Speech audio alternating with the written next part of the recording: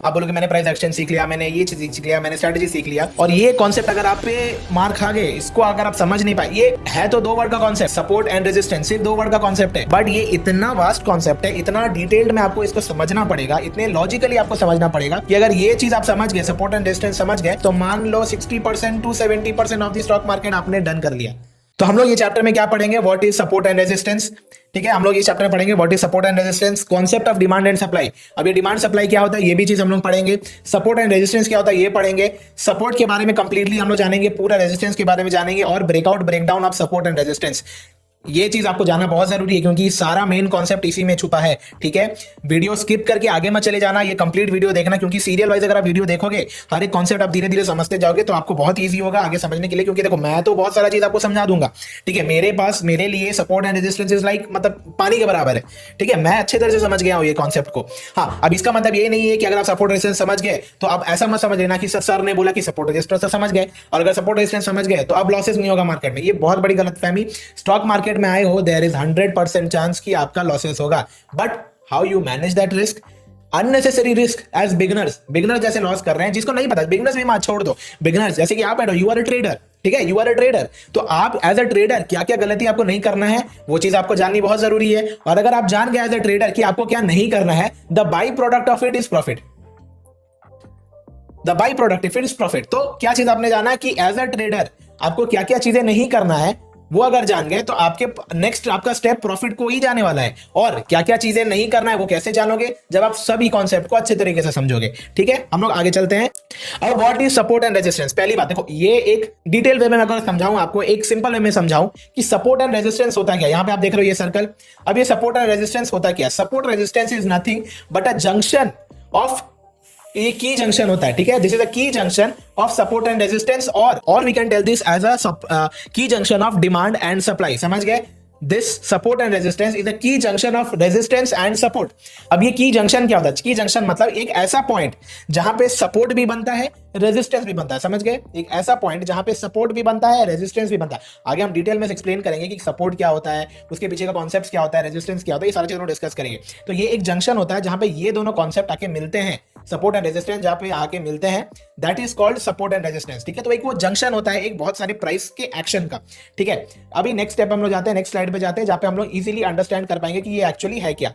ठीक है, उससे पहले कुछ टर्मिनोलॉजी आपको जानना बहुत जरूरी है कि जब भी आप सपोर्ट एंड रेजिस्टेंस के बारे में जान रहे हो, सपोर्ट एंड रेजिस्टेंस के बारे में जब भी आप जान रहे हो, इतना जान लेना, सप्लाई और डिमांड, ये दोनों वर्ड आपको बहुत फ्रीक्वेंटली सुनने को मिलेगा। ये क्यों सुनने को मिलेगा, अब ये सप्लाई डिमांड है क्या। सप्लाई डिमांड जो भी आपने, जो जितने लोग भी बीकॉम बिजनेस स्टडीज कर रहे हो, एमबीए कर रहे हो, वो सारे लोगों को पता होगा। जिनको नहीं पता मैं बता रहा हूँ, सप्लाई मतलब एनीथिंग, अगर कोई एसेट है, स्टॉक है, कमोडिटी है, एप्पल, वेजिटेबल, आलू, प्याज, लहसन, जो भी है, उस चीज का प्रोडक्शन। प्रोडक्शन मतलब जब जो चीज आप मार्केट में दे रहे हो, जो चीज आप मार्केट में छोड़ रहे हो, उसे क्या कर रहे हो, हम लोग क्या कर रहे हो, हम लोग वो सप्लाई कर रहे हैं। प्रोडक्शन हुआ, लेट्स से एप्पल, ठीक है, एप्पल का प्रोडक्शन हुआ, और एप्पल हम लोग 10 किलो एप्पल हम लोग ने प्रोडक्शन किया। क्या हम लोग खेती किया, खेती करके हमने क्या किया कि हमने अब वो मार्केट को हम देंगे। तो अगर जब वो मार्केट को हम देंगे तो उसे क्या बोलेंगे, वी आर सप्लाइंग इट। ठीक है, तो हम लोग उसे सप्लाई कर रहे हैं, तो उसे एक सप्लाई की तरह जानेंगे। अब डिमांड क्या होता है, आपने 10 किलो एप्पल दे दिया, आपने 10 किलो एप्पल बना लिया, अब आप उसे मार्केट में सप्लाई भी कर दिया आपने।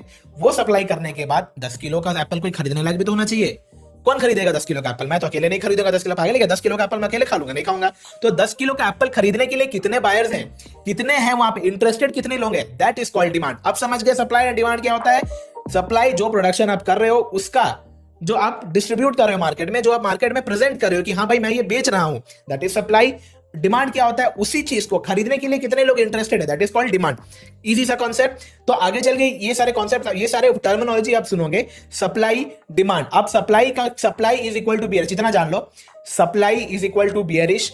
बियरिश मतलब क्या, पिछले वीडियो में मैंने क्या बोला, जो जिन लोगों ने पिछले वीडियो नहीं देखा, आई बटन पे मैंने वीडियो का लिंक डाल दिया, वो वीडियो देख लो। कैंडल्स इसके बारे में पूरी कंप्लीट जानकारी दी गई उस वीडियो में, ऐसा वीडियो आपको कहीं नहीं मिलेगा। और ठीक है, उस पर मैंने समझाया है बियरिश क्या है, वो वीडियो में जाके देखो, उसमें मैंने समझाया बियरिश क्या होता है।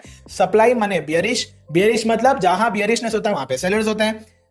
मैंने अभी बोला ना, सप्लाई कौन कर रहा है, सेलर। आप मार्केट में दे रहे हो प्रोडक्शन, तो आप सेल कर रहे हो, तो आप वे सेलर। सेलर का मतलब डाउन ट्रेंड, मार्केट नीचे आता है, एग्जिस्टेंट। अब बोलोगे सर जहां सेल करता है मार्केट, जहां सेलर होता है वहां मार्केट थोड़ी नीचे गिर जाता है, वहां धीरे धीरे मार्केट ऊपर नहीं जाता है। समझ गए, तो यही होता है ना कि जब एक दो कॉन्सेप्ट को आप समझ रहे हो, एक चीज जान लो, स्टॉक मार्केट में जब भी आप पढ़ रहे हो किसी चीज के बारे में, किसी चीज के बारे में आपको नॉलेज हो रहा है, ये चीज मान लो बहुत सारा कॉन्सेप्ट्स इंटर रिलेट करेगा, या तो को रिलेट करेगा, या तो इसको बोलते हैं हम लोग कॉन्ट्राडिक्ट। ठीक है, हम लोग इसको कॉन्ट्राडिक्ट बोलते हैं कि कॉन्ट्राडिक्ट कर सकता है, बट उसको कैसे टैकल करना ना हम लोग आगे के भी क्लास में बात करेंगे। बट ये चीज जान लो, अभी मैं जो आपको पढ़ा रहा हूं, मैं को समझा रहा हूं, सिर्फ वही दिमाग में डालो, पूरा चीज खाली कर लो, पूरा चीज दिमाग से हटा लो। क्योंकि अगर कोई एक नया चीज सीख रहे हो, ये चीज एक जान लो, मैं आपको एक सजेशन दे रहा हूं as a brother, as a mentor, या एज अ ब्रदर, या एज अ फ्रेंड भी आपको मैं सजेशन दे रहा हूं। कभी भी चीज है, कुछ भी चीज सीख रहे हो, लेट से आप एक्स के बारे में सीखने जा रहे हो, ठीक है, आप एक्स के बारे में सीखने जा रहे हो, उससे रिलेटेड आपके बारे में जो भी परसेप्शन है कि हाँ एक्स ऐसा होता है, हाँ एक्स मतलब बिरयानी, हाँ एक्स मतलब चाय पानी, ये सारा चीज हटा दो। ठीक है, क्यों? अगर ये सारी चीज आप खाली करके आओगे ना दिमाग एक चीज सीखने के लिए, तो आप इजी तरीके से समझ जाओगे कि मैं जो समझा रहा हूं ना, कॉन्सेप्ट आपके दिमाग में घुसेगा। वरना क्या होगा, मैं बताऊंगा ठीक है ए से एप्पल होता है, बोलता है नहीं ए से तो अंगूर होता है, आप ऐसे ही बोलोगे ना। मैं बोलूंगा ए से एप्पल होता है, आप बोलोगे ए से अंगूर होता है। क्यों? मैंने तो ए से अंगूर फेसबुक वाले लैंग्वेज में लिखा था, अंगूर अंगूर दे से ही होगा। ठीक है, तो ये नहीं करना है। तो जब भी आप कुछ नई चीजें कॉन्सेप्ट सीख रहे हो, दिमाग खाली करके आओ। दिमाग खाली करके जब आओगे, हर एक चीज बातें आपको लॉजिकली यहाँ पे हिट करेंगी। जैसे ही यहाँ पे आपको हिट करेगी, आप रजिस्टर कर पाओगे। आपने एक बार रजिस्टर कर दिया तो उसके बारे में आपके पास डाउट आएगा, डाउट आएगा तो आप मुझे क्वेश्चन पूछोगे, मैं जवाब दूंगा आपसे और समझ में आएगा। डन। तो हमने समझ गया कि सप्लाई मतलब बियरिश होता है, सेलर्स मतलब डाउन ट्रेंड, मतलब supply is equal to bearish, bearish is equal to seller, seller is equal to down trend. बहुत क्लियर है। डिमांड, अब डिमांड मतलब क्या? जैसे मैंने बोला कि उस चीज को खरीदने के लिए बायर्स कितने इंटरेस्टेड है, वो मतलब हुआ demand. Demand is equal to bullish, bullish मतलब मार्केट में खरीदारी हो रहा है। जब मार्केट में खरीदारी हो रहा है तो बुलिशनेस हो रहा है, बुलिशनेस है मतलब बायर है, और बायर है मतलब अप ट्रेंड। ठीक है, अब ये कोरिलेशन आपको आगे चल के ना, ये जो मैंने आपको बताया ना रिलेशन, ये आगे चल के आपको बहुत इजीली समझ में आ जाएगा। मैं क्यों बोल रहा हूं, बिकॉज ये टर्मिनोलॉजी यूज होने वाला है।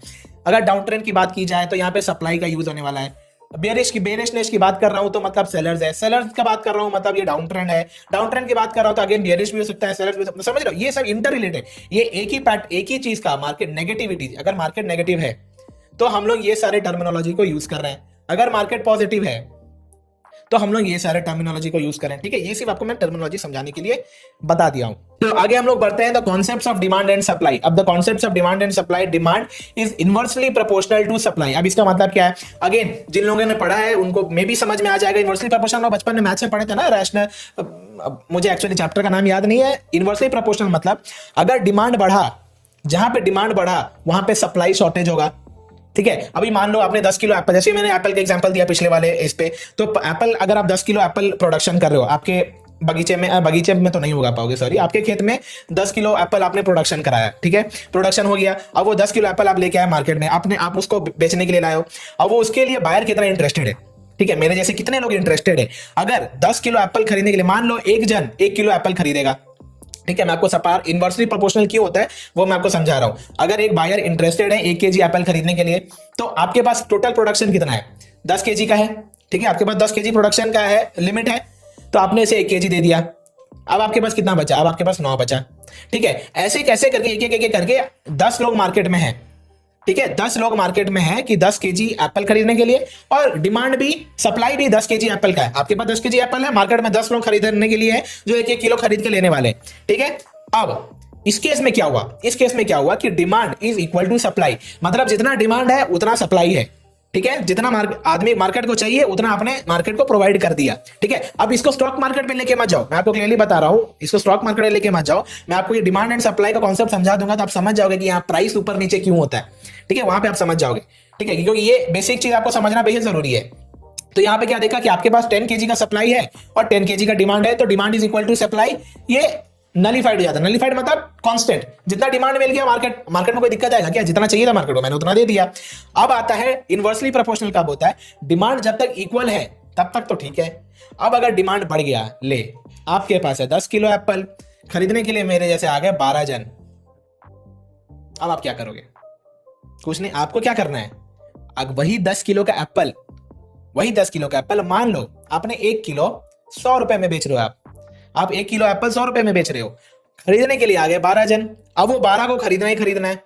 अब क्या होगा? थोड़ा दिमाग लगाओ, 1 सेकंड, 5 सेकंड वीडियो पॉज करो और सोचो कि क्या होगा। 5 सेकंड वीडियो पॉज करो और सोचो कि 12 जन आ गए खरीदने के लिए, 10 किलो ही एप्पल है मेरे पास, तो और मैं 1 किलो एप्पल 100 रुपए में बेच रहा हूं, तो क्या होगा? जाहिर सा बात है, इसमें क्या हुआ? There is a difference in the equilibrium. Equilibrium आप समझ, मतलब इक्वल नहीं है। यहाँ पे सप्लाई ज्यादा हो रहा है, यहाँ पे सप्लाई ज्यादा हो, सॉरी यहाँ पे डिमांड ज्यादा है, क्योंकि यहाँ पे 12 जन आ गए खरीदने के लिए। ठीक है, यहाँ पे 12 जन आ गए खरीदने के लिए, बट आपके पास तो 10 केजी एप्पल है। ठीक है, तो आप उसे कैसे दोगे? आप बोलोगे नहीं सर, मैं थोड़ा थोड़ा करके 12 जन में बांट लूंगा। ठीक है, 12 जन में बांटना इजी है, 12 में किसी को कम किसी को ज्यादा, तो नहीं, सभी को 1-1 केजी चाहिए, सभी को 1-1 केजी ही चाहिए। तो आप क्या करोगे? क्या करोगे? इस केस में क्या होता है ना कि जब डिमांड बढ़ रहा है, वही जो आप 100 रुपए पर किलो में दे रहे हो, आप क्या करोगे? 110 कर लोगे। ये आपका चला थोड़ा धंधा वाला दिमाग। ठीक है, आप क्या करोगे? मेरे पास 10 केजी एप्पल था खरीदने के लिए, जब 10 लोग थे, तो ठीक है मैं 100 रुपए में बेच रहा हूं। अब मेरे पास वही 10 किलो एप्पल है, अगले दिन ले बेटा डिमांड बढ़ गया, मेरा एप्पल एकदम मीठा लगा, बहुत मीठा लग रहा है आपका एप्पल, 12 जन आ गए खरीदने के लिए खुशी के मारे। अब क्या करोगे आप? अब क्या करो, चलो 110 में बेचते हैं। 110 में आप बेचोगे तो इसमें क्या होगा कि जो लोग एकदम इंटरेस्टेड, नहीं भाई हमको जैसे एनी हाउ खरीदना ही खरीदना है, ये एप्पल जो हो हम मार दाड़ के खरीद के लेके जाएंगे हम, तो वो क्या करेगा? लो ये ले 110। अब आप वो आपने कर दिया कि जो लोगों ने 110 रुपए थे आपने उन्हें एप्पल बेच दिया। अब नेक्स्ट दिन क्या करोगे? फिर 10 केजी एप्पल लेके गए, ये 12 लोगों को और अच्छा लगा, कल के दिन में आ गए 20 जन। अब रे बाप रे बाप, ये तो 20 जन आ गया। अब ये लोग कैसे थे? सबको आधा आधा किलो करके बांटे, क्या बोला? नहीं हमको 1 किलो, हमको 1 किलो, हमको 1 किलो। ये कौन खरीदेगा? वो इतना बढ़िया एप्पल बना दिया, खेत में पता नहीं क्या डाल रहे हैं। ठीक है, एकदम पूरा माँ का प्यार या अपना खुशी, मतलब क्या बोले, एकदम बढ़िया से आपने एप्पल बना दिया। ठीक है, तो आप नहीं बनाते हो, जो भी हो, तो आप एकदम बढ़िया क्वालिटी का एप्पल आपने डाल दिया, बना लिया। ठीक है, प्रोडक्शन के लिए 20 लोग आगे खरीदने के लिए करोगे क्या? बोले देखो 20 लोग आगे खरीदने के लिए, डिमांड बढ़ रहा है, क्या डिमांड बढ़ रहा है मेरा माल का डिमांड बढ़ा, मतलब मेरा माल का डिमांड अच्छा है, क्वालिटी अच्छा है, 110 के 180 में बेचेंगे। अब समझ गए? अब क्या हुआ इसमें? क्या हुआ? आपने 180 कर दिया, मतलब जहां जहां डिमांड बढ़ रहा है क्या हो रहा है? प्राइस क्या हो रहा है? इंक्रीज हो रहा है। आप समझ गए? एकदम क्लियर हो गया। जैसे जैसे डिमांड बढ़ रहा है, अब डिमांड बढ़ रहा है तो कौन आ रहा है डिमांड में? डिमांड अगर बढ़ रहा है तो डिमांड कर कौन रहा है? बायर्स कर रहे हैं। मतलब जब जब एक पॉइंट पे बायर्स ऐड होते जाते हैं, प्राइस बढ़ते रहता है। अब समझ में आया डिमांड एंड सप्लाई क्यों समझा रहा हूं मैं? जैसे जैसे बायर्स ऐड हो रहे हैं, डिमांड बढ़ रहा है, डिमांड बढ़ रहा है तो प्राइस भी बढ़ रहा है। ठीक है, अब इसमें क्या हो रहा है? वीक कौन हो रहा है? सेलर्स का। अब बोलेंगे यहाँ पे वीक, ये क्या हो गया? वीक का मतलब इन द सेंस की सेलर्स यहाँ पे क्या है? सेलर्स लिमिटेड ही है, सेलर्स उतने हैं, बट प्राइस बढ़ते जा रहा है। ठीक है, तो इसमें क्या होगा कि ओवरऑल मार्केट का प्राइस बढ़ते जाएगा। अब समझ गए? इजी सा कॉन्सेप्ट। तो डिमांड जब भी बढ़ता है, सप्लाई गिरता है। सप्लाई गिरता है मतलब डिमांड जैसे ही बढ़ेगा, सप्लाई तो लिमिटेड है ना, सप्लाई उतना ही है, उसीलिए सप्लाई भी जब बढ़ेगा। अब बोलो, अब क्या हो गया? आप एकदम खुश हो गए। ठीक है, एकदम खुश हो गए, ठंडा का टाइम चल रहा है आपका, आपने एप्पल बनाया, 10 किलो एप्पल बना रहे हो आप, एकदम खुशी के मारे 10 किलो के क्या खुशी के मारे आप क्या किया? पूरा खेत उत ले लिया, एकदम भाड़े पे खेत ले लिया, तो पैसा से लोन लेके एकदम खरीद लिया, खेत उत कर लिया, ले बड़ा धंधा एकदम मस्त चल रहा है, ले मार 100 किलो एप्पल। 100 किलो एप्पल में हम बोल रहे ना बिक्री होगा, इससे नहीं बिक्री होगा, हम धंधा वाला बन गया ना भाई, एकदम बिक्री होगा। अब 100 किलो एप्पल आपने बना लिया। दिक्कत आपने ये कर लिया कि आपने सर्दी के टाइम पे 100 किलो एप्पल बनाया था, प्रोडक्शन किया था, अब आप गर्मी के टाइम पे बेच रहे हो। ले बेटा 100 रुपए किलो में आप एप्पल बेच रहे हो। 100 किलो आपने बना लिया एप्पल, 100 किलो आपने प्रोडक्शन कर लिया एप्पल, गर्मी के मारे 20, चलो 30 जन भी आ गए, अरे मान लो 40 जन भी आ गए खरीदने के लिए, तो आपके पास क्या? अब ये 40 जन क्या बोले? नहीं मेरे को 1 किलो ही चाहिए, मेरे को 1 किलो ही चाहिए। तो आपके पास सप्लाई तो है, आपके पास सप्लाई है ना, आपके पास तो 100 किलो है, आपने 40 किलो दे दिया, आपने 40 किलो दे दिया। अब जाओ, आपने 40 किलो दे दिया उसे एप्पल, आपके पास बच गया 60 किलो। अब इसमें क्या हुआ? 60 किलो हो रहा है, दिन ढल रहा है भाई, ये पूरा बेच के निकलना, नहीं तो सड़ जाएगा कल को। अब क्या करोगे? 100 रुपए में जो बेच रहे थे सीधा 80 रुपए में ले जा भाई, ले तुम 60 रुपए में ले जाओ यार, नहीं बिक रहा है, पूरा रात हो गया, 8 बज गया, 9 बज गया रात का, निकल ही नहीं रहा माल, खरीद के ले जाओ जो लेना है। फिर आप बोले भाई जो हो रहा है मेरा गाड़ी का खर्चा निकाल दे, गाँव चले जाएंगे करने, नहीं तो गाड़ी का खर्चा नहीं मिलेगा। समझ गए क्या प्रॉब्लम हुआ? प्रॉब्लम क्या हुआ? आपने ओवर एक्साइटेड में 100 किलो का माल बना दिया, मार्केट में उतना डिमांड है ही नहीं, डिमांड 40 किलो का है। ठीक है, तो इसमें क्या हो गया? प्राइस कम हो रहा है। तो जब जब सप्लाई ज्यादा बढ़ता है, मतलब आपने माल ज्यादा दे दिया, या तो सेलर्स बहुत हो गए, ठीक है, आपने बहुत सेलिंग कर लिया, तो डिमांड कम हो गया, बायर्स कम हो गए, क्योंकि बायर्स वहां पे कम हो रहे हैं, तो प्राइस गिरेगा। अब समझ गए सप्लाई एंड डिमांड का मतलब क्या होता है, क्यों ये क्यों ये इनवर्सली प्रोपोर्शनल है। आप समझ गए? डिमांड बढ़ा तो सप्लाई गिरेगा, सप्लाई बढ़ा तो डिमांड गिरेगा। मतलब अगर बायर्स ऐड हो रहे हैं कोई पॉइंट पे स्टॉक मार्केट में, प्राइस ऊपर जाएगा। ठीक है, स्टॉक मार्केट में प्राइस ऊपर जाएगा। अगर वहां पे सेलर्स ऐड हो रहे हैं तो स्टॉक मार्केट में प्राइस नीचे गिरेगा। ये ब्रह्मांड का सत्य है। ठीक है, यूनिवर्सल ट्रुथ। समझ गए?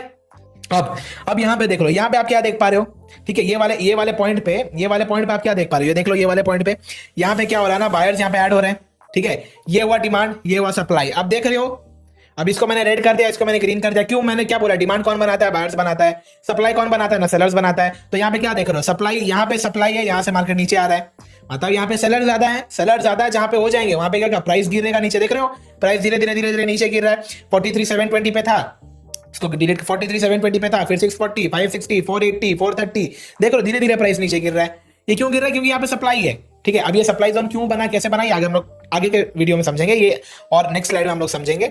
यहाँ से नीचे आ रहा प्राइस, सेम थिंग आप देख रहे हो डिमांड में क्या, जहां पे ग्रीन कैंडल बन रहे हैं, पिछले वाले बना मैंने बताया था, बायर्स मतलब ग्रीन कैंडल, सेलर्स मतलब रेड कैंडल, पिछला वीडियो में मैं बताया था, नीचे डिस्क्रिप्शन में लिंक मिल जाएगा वीडियो का, या तो आई बटन में मिल जाएगा, पिछला कैंडल उसका वीडियो देख लेना, बहुत इंपॉर्टेंट है।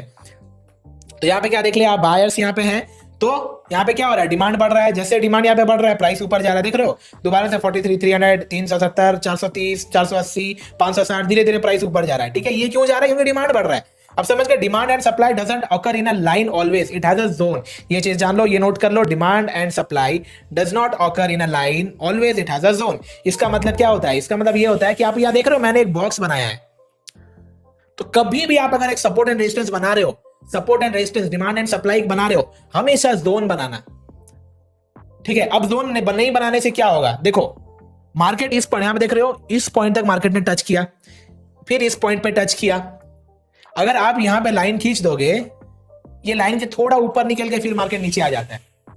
या तो आप यहां पे देख लोगे, यहां पे बहुत सारा विक है, ठीक है, कैंडल्स में मैंने समझाया विक क्या होता है, यहां पे देख रहे हो विक लगा हुआ है, फिर इसके ऊपर भी निकल रहा है, फिर यहाँ पे देख रहे हो विक लगा, तो एग्जैक्ट एक पॉइंट को, लाइन को खींचना ये कभी नहीं होता। अब मैं आपको ये समझाऊंगा कि सपोर्ट होता क्या है, ये चीज जान लो। सपोर्ट मतलब सप्लाई, मतलब सॉरी गलती कर दिया मैंने, सपोर्ट मतलब डिमांड, ठीक है, और डिमांड मतलब बुलिश, ठीक है। अब सपोर्ट एंड रेजिस्टेंस में होता क्या है, ये जानने के लिए पहले मैं ये बता रहा हूं सपोर्ट क्या होता है। सपोर्ट ये होता है कि a zone where price hits and faces a bounce back, ये लिखा तो हुआ है, बट मैं आपको डेमोंस्ट्रेट करके समझाऊंगा कि कैसे।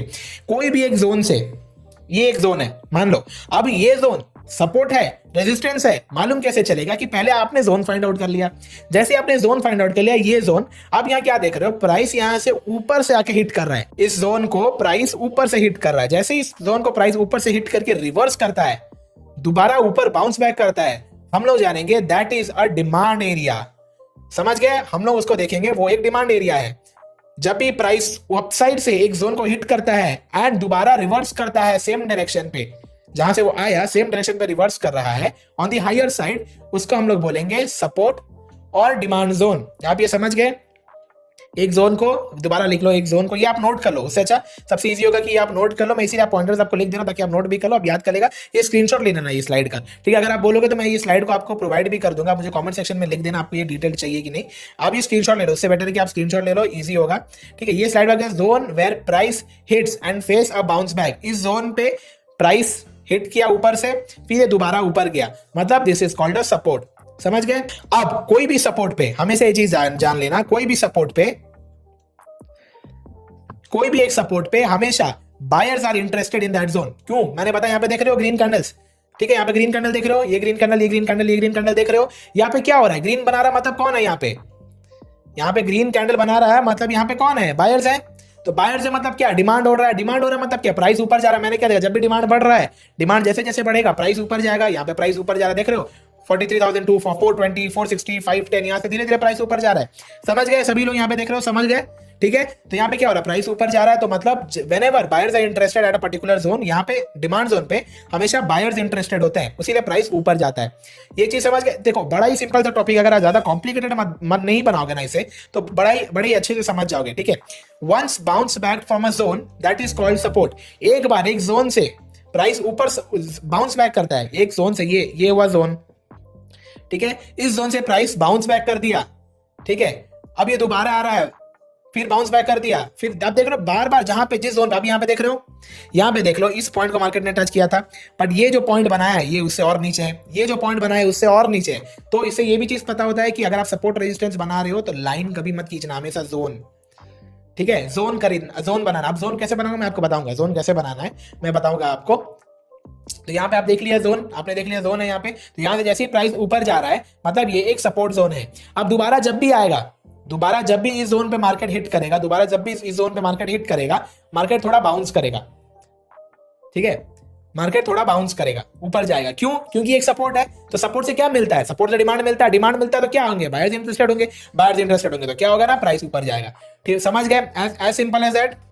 और हमेशा जान लेना, कोई एक सपोर्ट एक बार काम कर गया, ये एक जोन से एक बार यहां से सपोर्ट की तरह रिएक्ट कर दिया, दोबारा जब भी आएगा इस पॉइंट को टच करने के लिए, दोबारा इस पॉइंट को जब भी टच करने के लिए आएगा, ये दोबारा से पुल बैक दिखाएगा। ठीक है, ये कैसे हुआ मैं आपको एक काम करता हूं, मैं आपको लाइव मार्केट में ले चलता हूं, आपको थोड़ा इजीली समझ में आएगा। तो यहां पे आप क्या देख रहे हो, मैं अगर बायर्स की बात करूं, ठीक है, मैं आपको ये चार्ट थोड़ा बड़ा कर देता हूं, हम लोग चलते हैं 5 मिनट्स के टाइम फ्रेम पे, तो आपको और अच्छे तरीके से समझ में आएगा। तो यहाँ पे क्या देख रहे हो, इस पॉइंट से आप देख रहे हो, इस पॉइंट से इस जोन से प्राइस ऊपर गया है, इस जोन से प्राइस ऊपर गया है। यहाँ पे आप ये भी देख लो, मैं आपको और थोड़ा इधर जूम आउट करके दिखाऊंगा तो ज्यादा आपको इजी तरीके से आप समझ पाओगे। ठीक है, ये लाइन जो मैंने बनाई इसे इग्नोर करो, मैं हटा दे रहा हूँ। यहाँ पे आप देख रहे हो ये जोन, यहाँ पे ये जोन देख रहे हो, इसको और थोड़ा साइड करते ना, तो यहाँ पे आप जोन देख रहे हो, ये जो जोन है, अब इस जोन से मार्केट एक बार ऊपर गया तो यहां से डिमांड दिखाया, तो दोबारा जब आएगा इस जोन पे ये बुलिश की तौर पे काम करेगा। क्यों? क्योंकि एक बार जो डिमांड जोन की तरह काम करता है, दोबारा जब भी वो हिट करेगा दोबारा से वो एक ऊपर पुल बैक जाएगा, क्योंकि ऑलरेडी जा चुका है, यहाँ पे मार्केट को डिमांड मिल चुका है, एक बार प्राइस यहाँ से ऊपर जा चुका है, तो दोबारा जब भी आएगा तो मैं फिर एक बाइंग के लिए ट्राई करूंगा। ठीक है, इसके पीछे भी बहुत सारे कॉन्सिक्वेंसेस होते हैं कि कब तक ये चीज करना है, मैं आगे इसके बारे में बताऊंगा, यही वीडियो में होने वाला है, लास्ट तक टिके रहना, ये एक एक चीज नोट डाउन करो, सीखते जाओ। हमने क्या देखा कि इस पॉइंट पे, इस जोन पे मार्केट को एक बार सपोर्ट मिला, तो फिर जब मार्केट इस टेस्ट को दोबारा रीटेस्ट किया, it will act as a support. एक बार सपोर्ट काम किया, जब भी वो रीटेस्ट करने आएगा for the very first time, ठीक है, रीटेस्ट किया तो सेकंड टाइम के जब आ रहा है रीटेस्ट करने के लिए, वो एक दोबारा से एक बाइंग प्रेशर, मतलब दोबारा एक डिमांड जोन की तरह काम करेगा। ये क्या हमेशा काम किया है? हाँ किया है, आगे भी देखो। यहाँ पे क्या देख रहे हो आप, इस पॉइंट पे क्या देखा है आपने, यहाँ से प्राइस नीचे आ रहा है, ठीक है, यहाँ से प्राइस नीचे आ रहा है, इस पॉइंट पे मार्केट ऊपर गया, फिर जब इस पॉइंट के आसपास मार्केट आया, इस जोन के आसपास आया, फिर दोबारा से ऊपर गया, अब देख रहे हो मार्केट ऊपर ही ऊपर जा रहा है।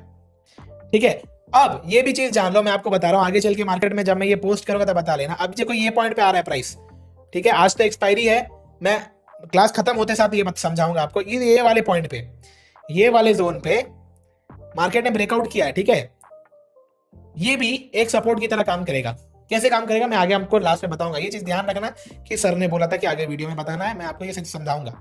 ठीक है, इजीली से मैं आपको समझाऊंगा कि क्या सारी चीजें हैं, क्या कैसे काम करती है, ये सब चीज मैं आपको बताऊंगा। Next, more number of times the support being tested it's get weaker and weaker. अब आया कैच। अब मैंने आपको क्या बताया, पहले बोला कि जब भी सपोर्ट पे टच करेगा, एक बार सपोर्ट की तरह काम किया, दोबारा जब आएगा फिर सपोर्ट की तरह काम करेगा, बट ये हमेशा नहीं होगा। एक से दो बार अगर ये मार्केट टेस्ट कर चुका है, ठीक है, एक से दो बार मार्केट जब ये टेस्ट कर चुका है, उसके बाद जितनी बार ये हिट करते जाएगा, टेक्स्ट बुक के अकॉर्डिंग पता है क्या होता है, टेक्स्ट बुक पे लोग लिखते हैं कि जितनी बार ज्यादा हिट करेगा मार्केट उतना बुलिश होगा, मार्केट उतना ऊपर जाएगा। नहीं, ये सबसे बड़ी गलत चीज है। एक बार अगर प्राइस यहाँ पे हिट करता है, सेकेंड टाइम, ठीक है, जब पहली बार वो दोबारा रिटेस्ट करने आएगा उस लेवल को, हाँ वो काम करेगा, बट वो जितनी बार हिट करेगा ये वीक होते जाएगा। आप देख रहे हो यहाँ से ज्यादा और बाइंग मिल रहा है क्या, यहाँ से डिमांड बढ़ रहा है, ज्यादा नहीं बढ़ रहा है। एट द टाइम क्या हुआ, कर गया ब्रेक। ठीक है, अब ये नीचे आ गया, ये क्यों आया नीचे, इसके बारे में हम लोग आगे पढ़ेंगे, रेजिस्टेंस जब पढ़ रहे होंगे तब उसके बारे में हम लोग पढ़ेंगे। ठीक है, तो आप देख रहे हो जितनी ज्यादा बार ये टेस्ट करेगा उतना ही ये एरिया वीक होते जाएगा। अब हम लोग आते हैं रेजिस्टेंस के बारे में। इतना समझ गए कि सपोर्ट में जब भी सपोर्ट क्या होता है कि एक जोन से जब मार्केट हिट करेगा और दोबारा उसी डायरेक्शन में ऊपर जाएगा तो वो हुआ एक सपोर्ट, और एक बार जब वो सपोर्ट की तरह काम कर गया, दोबारा जब वो आएगा उस लेवल को रीटेस्ट करने के लिए, वो दोबारा से एक सपोर्ट की तरह काम करेगा, वो ऑलरेडी एक बार काम कर चुका है। और ऐसा नहीं है कि जिंदगी भर वो होते रहेगा, जितनी बार वो टेस्ट करते रहेगा उस लेवल को, जितनी बार आके उस जोन को हिट करते रहेगा, वो जोन उतना ही वीक होते रहेगा। ठीक है, सेम थिंग रेजिस्टेंस पे भी है। रेजिस्टेंस पे सेम थिंग, इसका उल्टा, नीचे से जब प्राइस को ऊपर हिट करते हैं, और दोबारा ये नीचे आता है, तो ये लेवल को हम लोग एक रेजिस्टेंस की तरह, रिवर्स जब करता है हम लोग एक रेजिस्टेंस की तरह काम करेंगे। Zone where price hits and fades reverse back, तो हम लोग इसको एक रेजिस्टेंस की तरह का बात करेंगे, रेजिस्टेंस की तरह मानेंगे। समझ गए? और यहाँ पे रेजिस्टेंस में क्या देख रहे हो, सिंपली जहां से मार्केट सेल ऑफ दे रहा है, देख रहे हो यहाँ पे मार्केट इजीली यहाँ पे सेल ऑफ दे रहा है। ठीक है, तो ये जोन से हमेशा क्या मिलता है ना, सप्लाई। ये जोन से हमें हमेशा क्या मिलता है ना, सप्लाई मिलता है। क्यों? क्योंकि ये रेजिस्टेंस है मतलब सप्लाई जोन है मतलब सेलर्स होंगे तो प्राइस नीचे आएगा। सिंपल, समझ गए? Very easy. यहाँ पे मैक्सिमम सेलर्स इंटरेस्टेड होते हैं, हमेशा इस जोन पे सेलर्स इंटरेस्टेड होते हैं, ये चीज जान लेना, सेलर्स यहाँ पे हमेशा इंटरेस्टेड होते हैं। चूंकि सेलर्स इंटरेस्टेड होते हैं, प्राइस धीरे धीरे धीरे धीरे धीरे धीरे धीरे धीरे नीचे आते रहता है। सेम थिंग जैसे कि हमने सपोर्ट में देखा, एक बार एक पॉइंट से मार्केट रिवर्स कर जाता है नीचे, तो दोबारा जब उस लेवल पे आएगा तो फिर ये एक रेजिस्टेंस की तरह काम करेगा।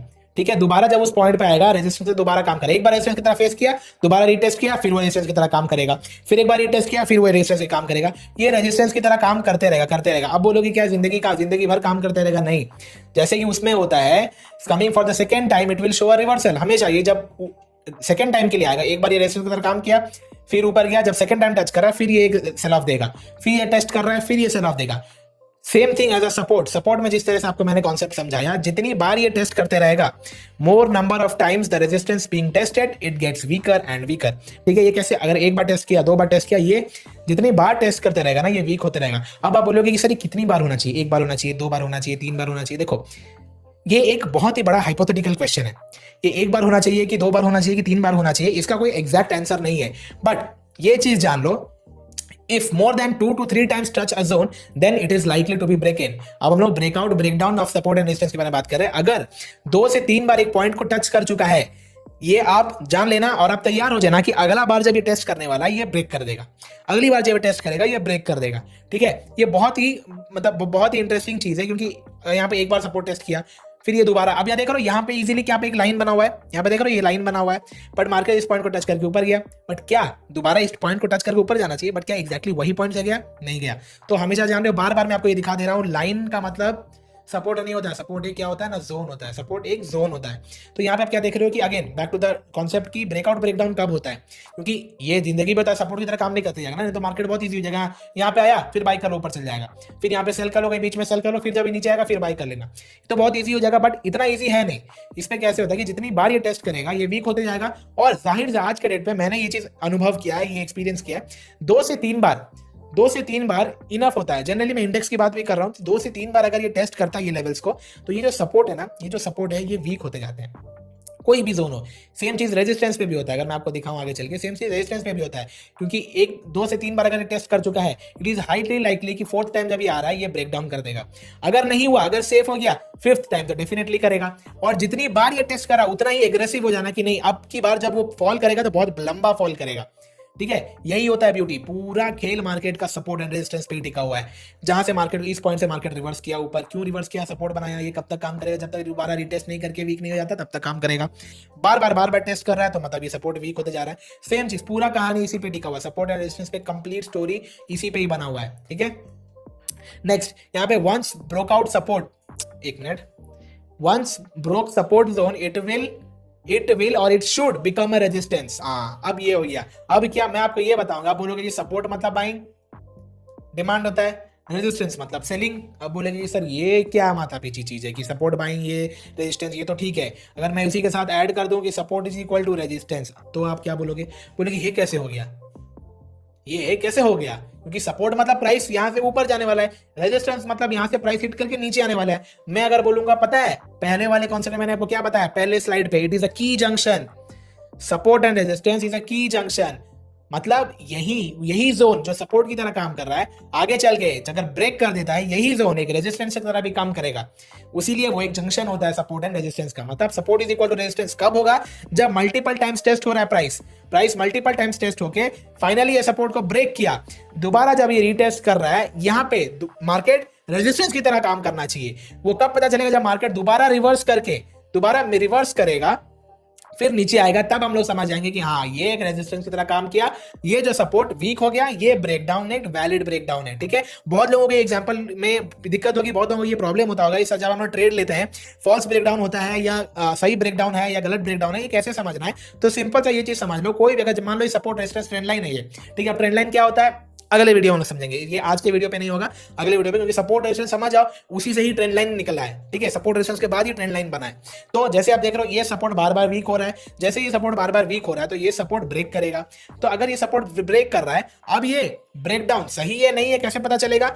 दोबारा ये लेवल, ये जोन रीटेस्ट करके अगर ये नीचे आ रहा है, दैट मींस ये रेजिस्टेंस की तरह काम कर गया। अब यहां से मार्केट को डिमांड सप्लाई जोन में आ गया, अब यहां से थोड़ा मार्केट सेल ऑफ होने वाला है। तो इसी तरीके से आप ये अनुमान लगा सकते हो कि ये जो ब्रेकआउट या ब्रेकडाउन दे रहा है ये वैलिड है कि नहीं। सेम चीज रेजिस्टेंस पे भी होता है।